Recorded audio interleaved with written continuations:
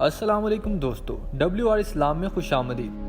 حکیم لقمان ایک شخصیت ہیں جن کا تذکرہ قرآن پاک میں سورۃ اللقمان میں آیا ہے۔ آپ ایک بہت دانا آدمی تھے اور بہت سی حکایات ان سے منسوب ہیں۔ ان کی حکمت بھی مشہور ہے۔ اردو کی مشہور ضرب المثل ہے کہ وہم کی دوا تو حکیم لقمان کے پاس بھی نہیں۔ حضرت لقمان کی مدح و ثنا اور ان کی بعض نصیحتوں کا تذکرہ قرآن پاک میں بڑی عظمت و شان کے ساتھ بیان کیا گیا ہے اور انہی کے نام پر قرآن مجید کی ایک سورت کا نام سورہ لقمان رکھا گیا۔ مورخین نے فرمایا کہ آپ حضرت ایوب علیہ السلام کے بھانجے تھے اور بعض کا قول ہے کہ آپ حضرت ایوب علیہ السلام کے خالہ زاد بھائی تھے۔ بہرحال حضرت لقمان نے 1000 برس کی عمر پائی، یہاں تک کہ حضرت داؤد علیہ السلام کی صحبت میں رہ کر ان سے علم سیکھا۔ حضرت داؤد علیہ السلام کی بعثت سے پہلے آپ بنی اسرائیل کے مفتی تھے، مگر جب حضرت داؤد علیہ السلام منصب نبوت پر فائز ہو گئے تو آپ نے فتویٰ دینا ترک کر دیا۔ آپ غلام تھے، بعد میں آپ کے آقا نے آپ کی حکمت کی وجہ سے آپ کو آزاد کر دیا تھا۔ حضرت لقمان اگرچہ غلام تھے مگر پورے قبیلے میں ان کو قدر کی نگاہ سے دیکھا جاتا تھا۔ حضرت لقمان کی مقبولیت کی اصل وجہ ان کا طرز حکمت تھا۔ آپ کا مالک بھی آپ کی فہم و فراست اور دور اندیشی سے متاثر ہوتا اور آپ کی رائے کو اپناتا، نیز ان سے مشورہ بھی کرتا۔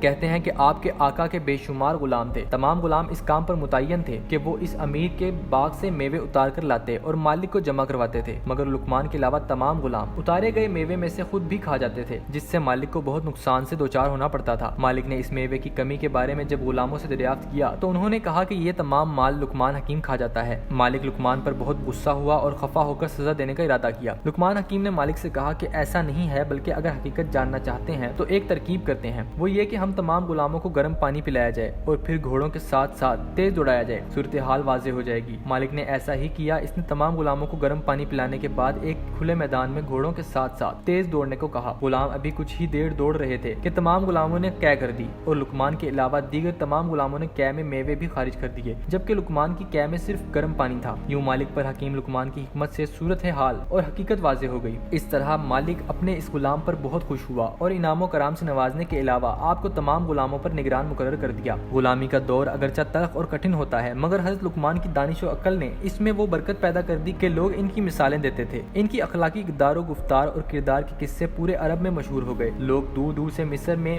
ان کے پاس آتے اور پند و موزت حاصل کرتے۔ متعدد قدیم فیصلے جو کسی سے حل نہ ہوتے انہی سے حل کرواتے تھے۔ لوگوں میں حضرت لقمان اگرچہ غلام تھے مگر حقیقت میں وہ شاہانہ عقل و خرد کے مالک تھے اور اپنی ایمانداری، دیانتداری، کفایت شعاری سے اپنے وارث و مالک کے منظور نظر تھے۔ ان کی اخلاقیاتی رسائی اس زمانے میں منفرد و جامع تھی۔ لوگ ان کے طرز و فکر و نظر اور رمز حیات سے مثالیں لے کر اپنے بچوں اور معاشرے کو نصائح پیش کرتے، جس کی وجہ سے حضرت لقمان اپنے عہد میں اپنی ذات کے اندر ایک انجمن تھے۔ کہتے ہیں کہ حضرت لقمان حکیم سے ایک شخص نے کہا کہ تو بنی حسحاس کا غلام نہیں؟ آپ نے فرمایا ہاں ہوں۔ اس نے کہا کیا تو بکریوں کا چرواہا نہیں؟ آپ نے فرمایا ہاں ہوں۔ اس نے کہا کیا تو سیاہ رنگ نہیں؟ آپ نے فرمایا ظاہر ہے میں سیاہ رنگ ہوں، تم یہ بتاؤ کہ تم کیا پوچھنا چاہتے ہو؟ اس نے کہا یہی کہ پھر وہ کیا بات ہے کہ تیری مجلس ہمیشہ بھری رہتی ہے، لوگ تیرے دروازے پر آتے رہتے ہیں اور تیری باتیں شوق سے سنتے ہیں۔ آپ نے فرمایا سنو بھائی، جو باتیں میں تمہیں کہتا ہوں ان پر عمل کر لو تو تم بھی مجھ جیسے ہو جاؤ گے۔ وہ باتیں یہ ہیں کہ جن کی وجہ سے میں منظور نظر ہوں۔ آنکھیں حرام چیزوں سے بند کر لو، زبان بےہودہ باتوں سے روک لو، مال حلال کھایا کرو، زبان سے سچ بولا کرو، وعدے کو پورا کیا کرو،